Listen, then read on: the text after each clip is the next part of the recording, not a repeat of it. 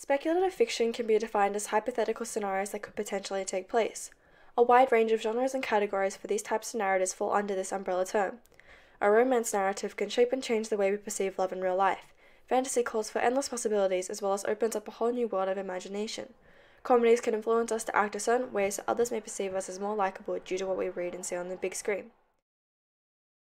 The Handmaid's Tale and V for Vendetta are set in a dystopian world. In the dystopian genre, the idea of what if is often explored and brings light to certain situations that may be possible in our near or distant future.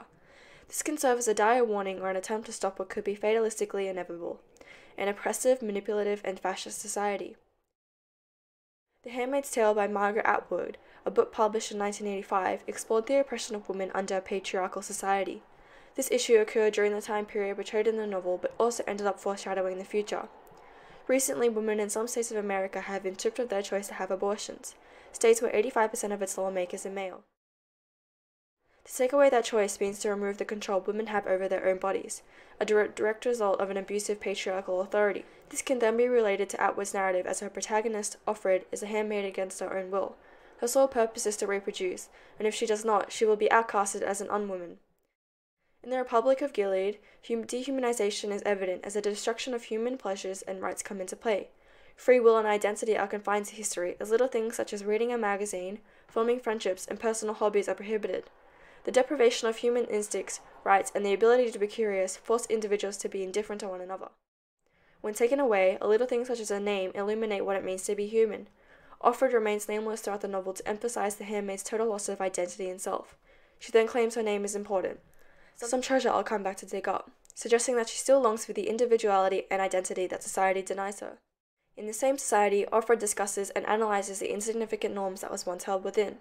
Rules were never spelt out, but every woman knew.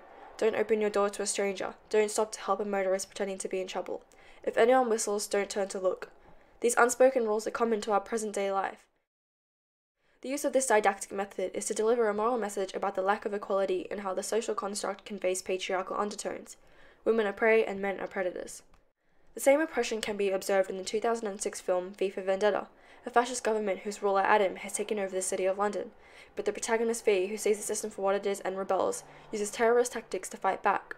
One of the focal points of the film is to once again share with viewers the idea of what if and what would happen if the destruction of pleasures and freedom were to occur. When Evie, an ally of V's, finds temporary safety within Dietrich's home, he assures her that she is the least of his worries if they are found, as Evie noticed essential photos of males. Dietrich explains, "In this world, if I were to invite who I desired, I would undoubtedly find myself without a home."